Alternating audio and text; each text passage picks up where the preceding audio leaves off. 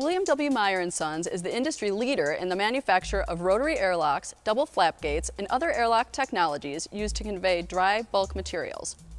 Hi, I'm Jennifer, Customer Coordinator at William W. Meyer & Sons.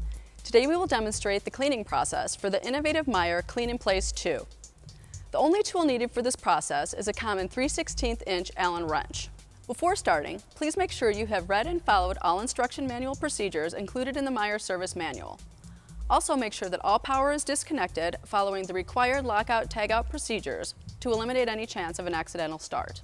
Begin by slightly loosening the wing nuts at the packing on the drive end plate. This will allow the drive end to easily separate from the rotor. Remove the 6 hex handles located from the blind end head plate. This allows the rotor and blind end head plate to easily be retracted, exposing the valve internals. Now that the rotor and end plate are separated from the housing, you're ready to clean the valve internals according to your company's procedures. To replace the packing on the valve, you will need to remove the rotor by unscrewing the 2 thumb screws located on the bearing cap. This will expose the end plate support assembly and fastening nut and washer. Remove the nut and washer from underneath the bearing cap. Next, remove the wing nuts from the packing gland. Now you can slowly separate the rotor from the end plate. Once the rotor is detached, remove the packing gland nut and the packing. Now you can install new packing in the end plate. Push the packing in, making sure that it's properly seated in the end plate pocket.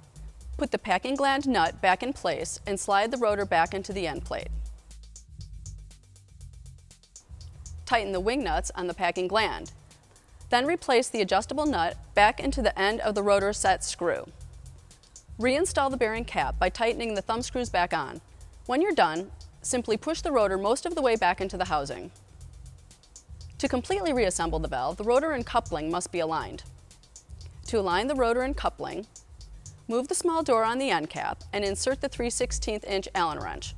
Slowly turn the Allen wrench while gently pushing on the rotor and head plate assembly until you get full engagement with the housing. Screw the hex handles back on and tighten the wing nuts at the packing on the drive end. Your valve is now ready to be returned to operation. Please take time to review our video library for other Meyer products or call 1-800-963-4458 for more information.